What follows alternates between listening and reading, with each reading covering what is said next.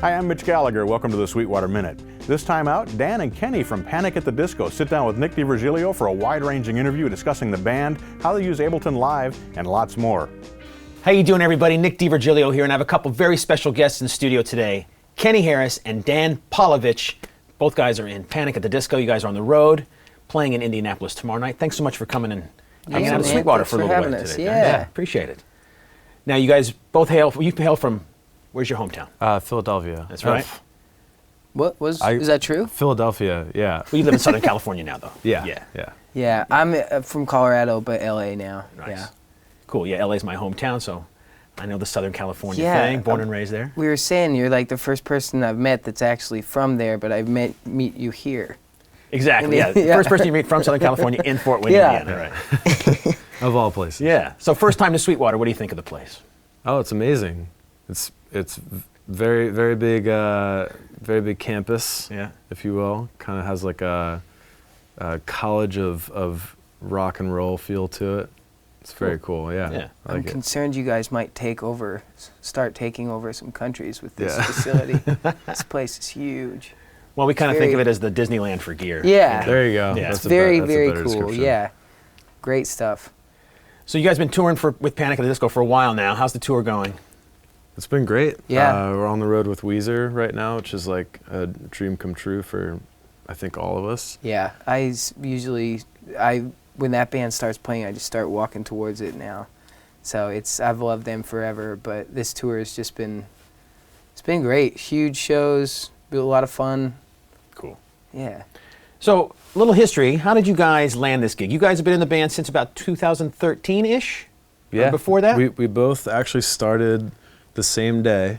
I'm 5 shows older than you. Yeah, he started as a band member like right away. Okay. I started out as a tech, which it lasted for about a week, and then I moved up and started playing drums and continued to tech for myself as well. Right. But Dan's story is one of the coolest stories ever. Tell us that story, yeah. Well, yeah, a friend of mine named Brendan Walter, who played guitar for a band called Valencia, Okay. and he just kind of tipped me off. I think that's usually how it works for anyone in this business. Like, you just have a friend who knows someone who might need someone to Help in some way. Yeah, exactly. That's how I got my Tears for Fears gig. Exactly like that. So it was really cool, and I think I knew a little more because of that than I was supposed to know. But I had done the tech gig before, and I actually enjoy doing that kind of stuff. Mm-hmm. So I was totally up to if that's all it ever was, I was totally up for it. And then it kind of came to it one day where I needed to cover for a show, and I definitely wasn't ready yet. But I practiced, did a lot of muscle memory stuff the night before. Okay. And then my first show was in Nashville that next day. He was ready. We all made fun of him that he had been secretly practicing for like 3 months, and because he nailed it. He came in that show and just played it perfectly. It was awesome. That's great. I knew one song by heart, and then the rest of the songs were basically vocal cues. Like, no lie, I did do the muscle memory thing the night before, which helped a lot for the actual drums, but Brendan sings his heart out for sound checks too, thankfully. So like all these vocal cues that I knew from just listening to Panic at the Disco in my car, like singing along as a fan, I knew where the changes were coming because of him singing. So if he stopped at any point, I would have just been completely lost. So it's pretty cool that he always sings. So that really helped out. Very cool. Yeah. How did you get the gig? Well, I was in a band for a long time called The Films. It was like a boyhood band that we started in Colorado, and that band ended up in a few different states. But eventually, their bass player, we all split up. The bass player's name was Jake. He went to work with Butch Walker, who we made a record with out in L.A., and I stayed in New York. The whole band had moved away. I stayed in Brooklyn, for some reason. I don't know why, but I was enjoying myself. Sure. And then I moved out to L.A. and they were working on the record with Butch and Jake, And I just got a call and was like, hey, you want to come meet my friend Brendan? So we just hung out once, and we were at Largo or something, seeing the music. And he was like, hey, you want to do a thing? And I was like, yeah, I'll do a thing. And that was it. That was Now you're doing that thing? Yeah, and now it was the easiest audition of all time, probably. That's cool. So yeah, it was just like, I knew him from bands and stuff. Yeah. So. Well, it's great when things work out like that. Yeah. I think it's beautiful. And then that was the first day me and Kenny met. Yeah. I was setting up the drum kit for that tour for the first time, and just meeting him. I didn't even know any of his history or anything, and Yeah. like two peas in a pod now. One of my favorite pictures ever. There's a picture of somebody digging, like you have like a, what is it? Pair of pliers, like deep in his ears, trying to get an earplug. My first show in Nashville that day, everyone else had already had their ear molds and had their UE, their Ultimate ears sent in or delivered or whatever. So everyone had their nice ones in, and I didn't even have a pair yet. So I was using a pair of like Universals that just have the rubber tips on the end. Right. And I had to pop it in and out so many times that day that I guess it just kind of got like a little, it's like earwax or whatever. It gets a little greasy, and I pulled it out one time, and the thing Stayed in? Wow. And I just kind of stood up and I was like, I think I have something stuck in my ear. I might have to go to the hospital. So it became this whole thing where like, what kind of tools can we use? It came down to needle nose pliers. Yeah. And our band manager reaching in there, and he's going, I can't see it at all, and I could feel when he had it, so I was like, I'll just tell you when you have it. I was really calm. Yeah. I was even surprised at myself. Yeah. But there was someone had a flashlight on it, and he's reaching in there, and I'm like, you got it, just pull, and he pulls it out. It's just like, but that was my first day with these guys, and something silly like that happened. It was pretty fun. It's a good way. That's killer stuff for an interview like this, because a lot of people out in the world, all kinds of crazy things happen when you're out there as a musician you would never expect. So a little surgery on your ear by your your band manager, and he just dropped it right on the ground. Right when it came out too, he just goes, just let it fall to the ground. Awesome. Yeah. I'd like to talk to you guys a little bit about the gear you use for sure, but in that show, I think me and you talked about it when I saw you not too long ago. You're running the show. There is some tracks and stuff going on, right? And you guys have used Ableton Live for just about for all that stuff, right? Yeah, absolutely. And you're the one that takes care of running that. Yeah. The show, basically, right? Or do you have someone in the background kind of starting and stopping? I still, when Brendan finishes a new song, especially like for the whole record, when that was all finished, I get sent the stems. Right. Just not everything separate, but like drums stereo, guitar stereo, strings and stuff like that. So like the stuff that we don't play ourselves, we usually have, because the string arrangements are beautiful. Pretty thick, yeah. Yeah, there's a lot of brass arrangements on this record, which are just beautiful. So that we want to have those things going. Actually, we have live brass on this tour, which is amazing. Yeah. So I'll get those stems. They're usually pre-mixed. I'll bounce all those out separate, however we need them. Right. Drop them into Ableton. I use Logic Pro for doing the actual editing and stuff like that. Okay. Drop them into Ableton. So I do all that work. Program the show. This time we're involving time code because we're working with like video and everything. Sure. So when you are starting, for those of you guys who don't know out there in video land, Ableton, at least when I used Ableton when I toured with Cirque. Ableton Live runs just about every Cirque du Soleil show that's out there. And what's cool about that is Ableton, we can start and stop sections of songs, go back, and it's a different thing than playing in a rock band. If the Chinese girls miss catching a bowl on top of their head and we got to redo the bridge or something, we can just go back in real time and the audience doesn't know that we're redoing a part of the song. So it makes it's the only program I know that does that kind of thing in such smooth fashion. Oh, yeah. So my question for you is, do you just start a song and the song runs? Do you have to go back, and is there any kind of emergency things that can happen if something goes pear-shaped in the middle of a song?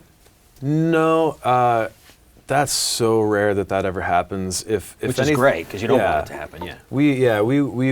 work really, really hard to make sure that stuff doesn't happen. Sure.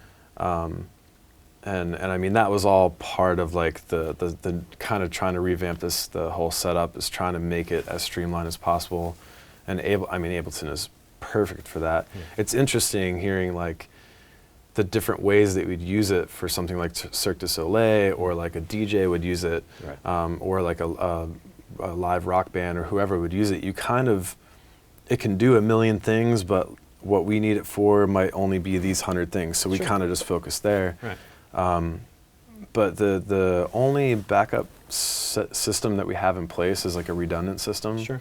So we have the two computers that are mirror copies of each other. The backup computer literally has nothing on it except for that Ableton file.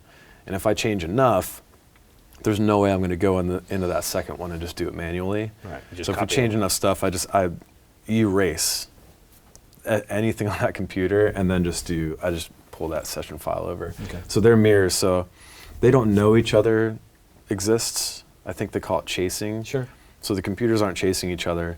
We're just telling them to play at the same time. Right.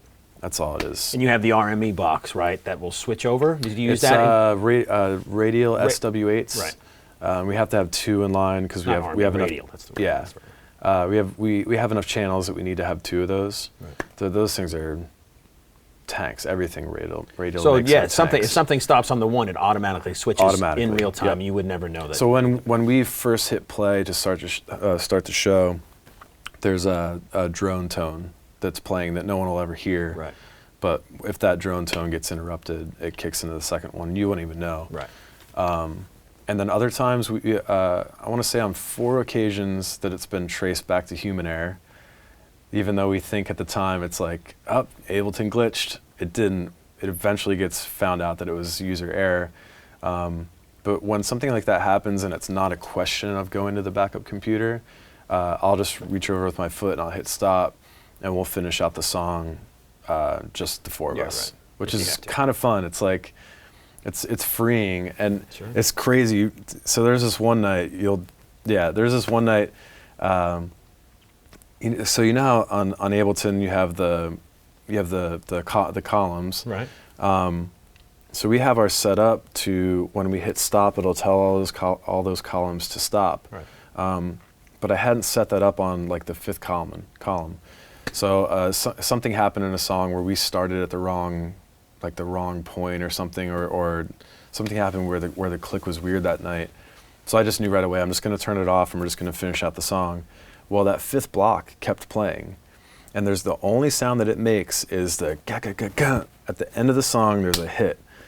And after a 3-minute song of us playing without any click, any guide at all, we do the da da da ba, and that sample played on the hit.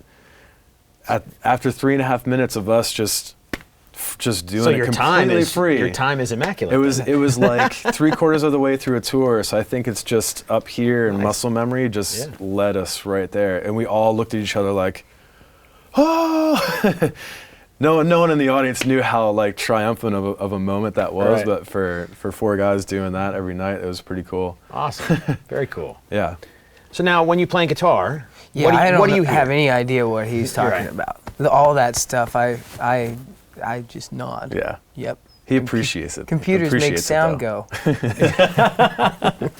you have to do you play with click in your ear at all? Oh yeah, okay. I have click. We all like, we're all on click, which is, there's a natural ebb and flow. Sure.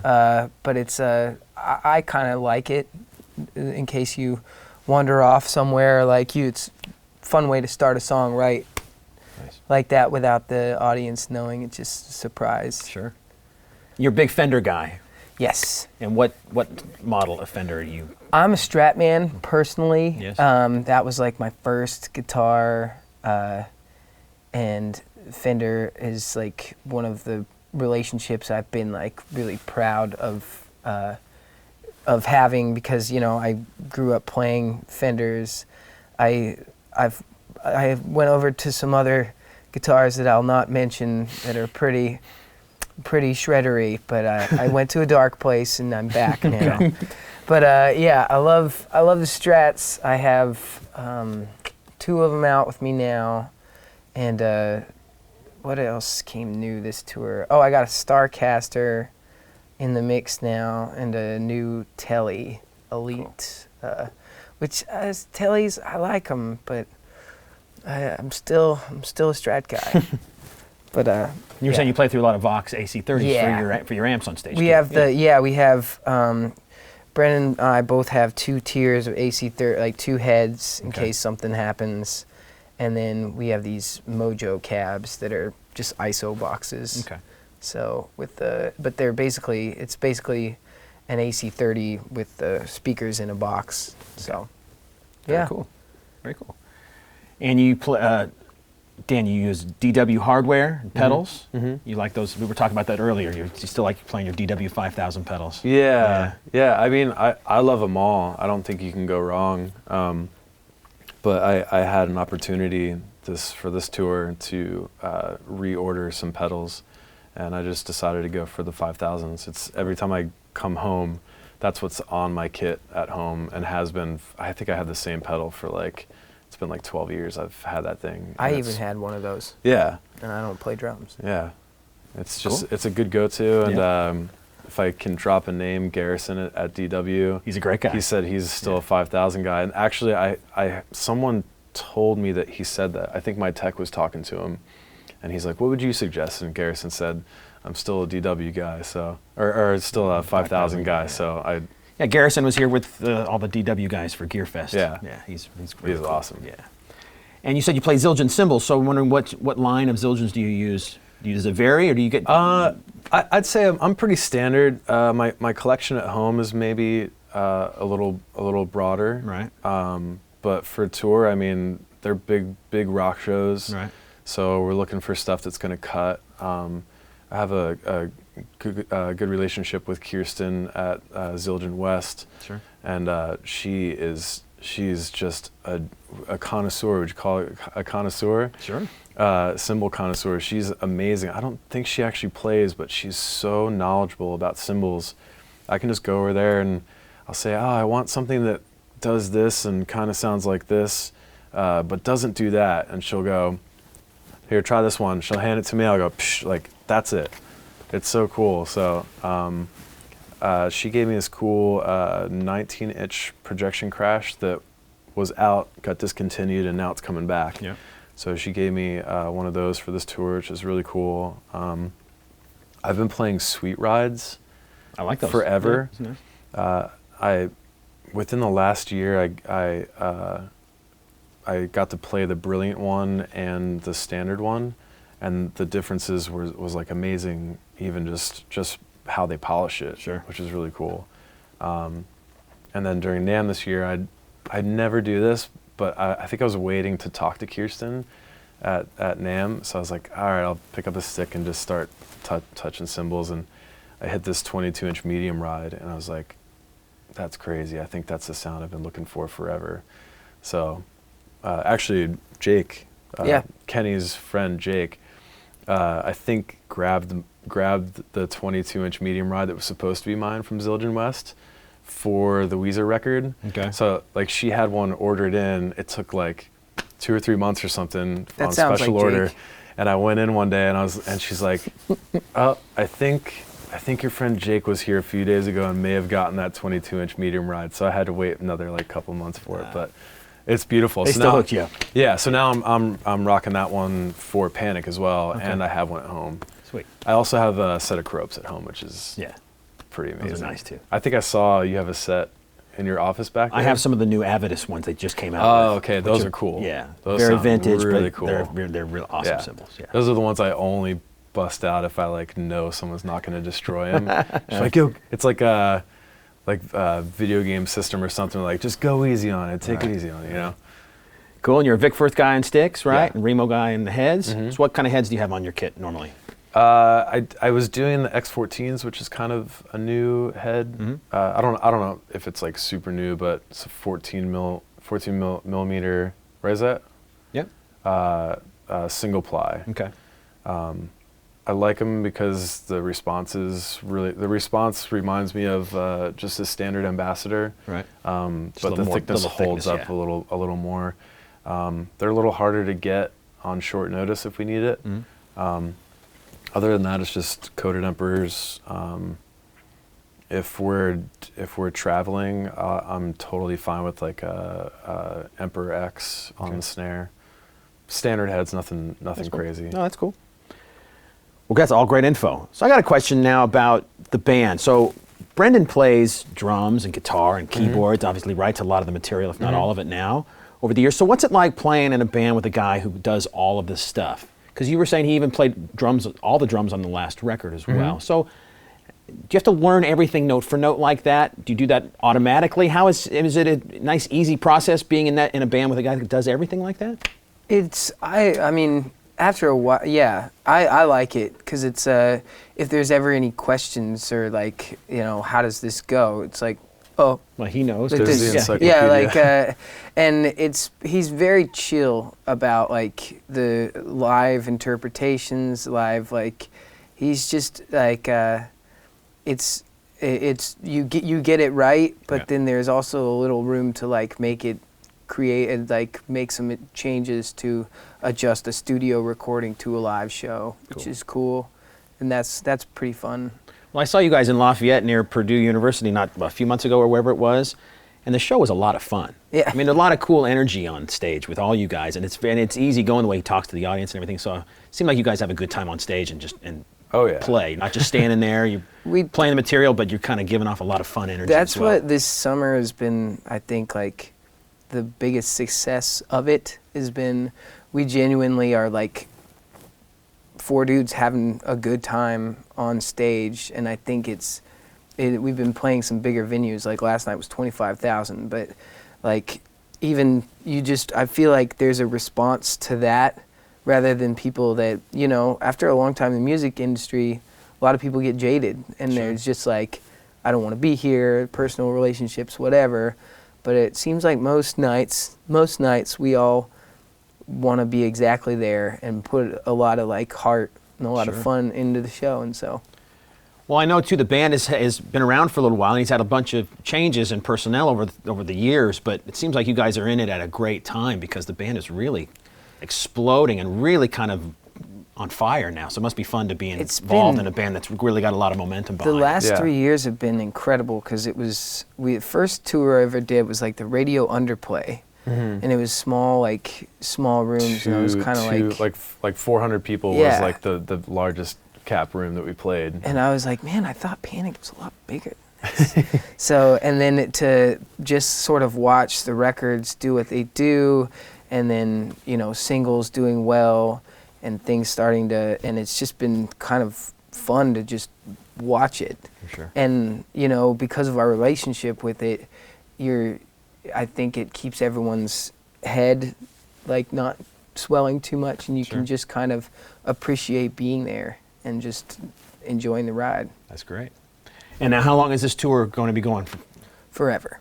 Yeah, no, sorry, no, this one's gonna have a steady gig. Yeah, this one's some security there, right? This one's no, it's just we did some stuff early mid-May that made like right before this tour that was long, but this wraps on August 6th, and I'll be sad to let this one go because this one's definitely been. I haven't ever watched a band as much every night as I have on this tour. Like, get done, suits come off, shower, side stage, hanging Sing out. along. Yeah. And so, yeah, this one will be one for the record books. It's really, really special. Well, guys, thanks so much for coming to Sweetwater. Yeah. I know you had a long drive up and you got to drive back and the show tomorrow, so we really appreciate you coming to Sweetwater and checking it out, and we'll hope to see you again here soon sometime. Absolutely. Thanks for having us. Yeah, man. Thanks. I hope you enjoyed this interview with Kenny and Dan. Thanks to Nick DiVirgilio, and thank you for joining us for the Sweetwater Minute. I'm Mitch Gallagher.